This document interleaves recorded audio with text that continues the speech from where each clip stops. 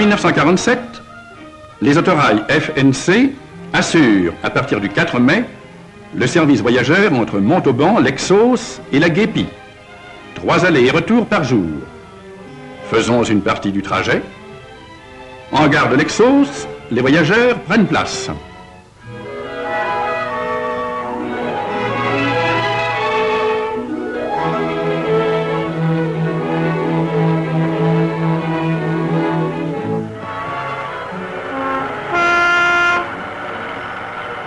Nous sommes à Fénérolles, dans le couloir de l'Aveyron.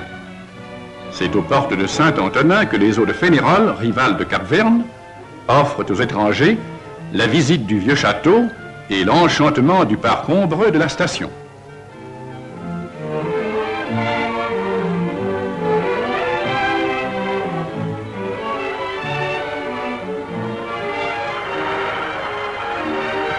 L'Aveyron traverse un défilé étroit, dont quelques points peuvent soutenir la comparaison avec les gorges les plus renommées. Le voyage est agréable dans cet autorail FNC, où l'on dispose de tout le confort possible.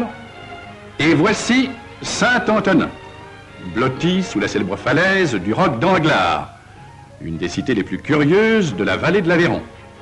Tout y est à voir, mais surtout son monument, le plus ancien hôtel de ville de France.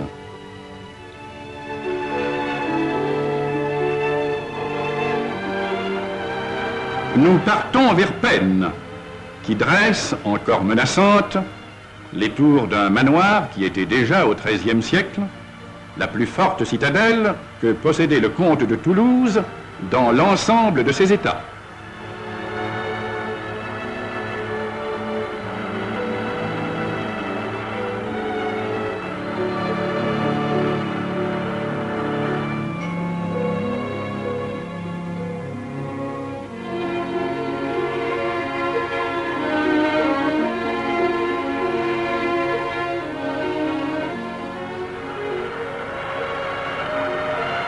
Nous venons de quitter Bruniquel, dominé par le château de Brunehaut, auquel il doit son nom.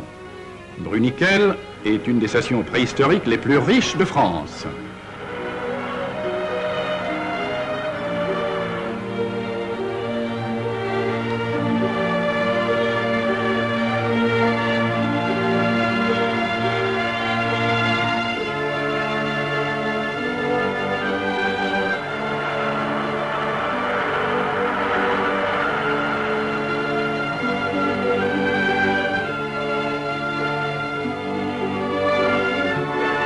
L'autorail FNC va arriver au terme de son voyage, Montauban, la plus rose des villes roses. Perché au bord du Tarn, Montauban découpe sur le ciel du Midi la pittoresque silhouette de ses clochers et de ses tours. Il offre aux visiteurs le régal artistique de la place nationale, si originale avec sa double rangée d'arceaux, de ses monuments remarquables et de ses musées d'une incontestable richesse. Les prototypes FNC ont circulé 8 mois entre Montauban et la Guépie à la complète satisfaction de tous. Ils ont parcouru plus de 100 000 kilomètres. Les représentants des populations de cette région, dans une importante réunion organisée par la municipalité de la Guépie, expriment leur satisfaction.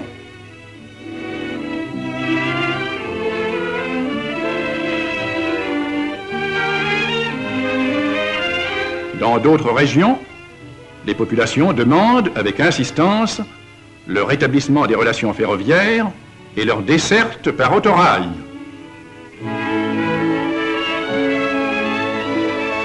Une série de 30 autorails a été commandée à la Compagnie Générale de Construction de Saint-Denis. Voici l'Adour, premier autorail FNC construit par cette compagnie, en cours d'essai au mois de juin 1948.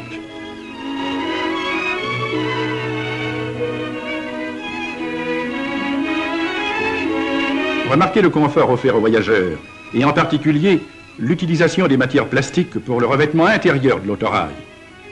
Ainsi, par l'action de la Fédération des syndicats d'ingénieurs, cadres, techniciens et agents de maîtrise des chemins de fer, et de la Fédération des travailleurs, cadres et techniciens des chemins de fer, action approuvée et appuyée par la direction de la SNCF, de magnifiques régions françaises pourront, grâce aux relations ferroviaires, affirmer leur vitalité, organiser et développer leur économie. Les cheminots qui participent à cette réalisation ont conscience de bien faire leur métier pour le service du pays.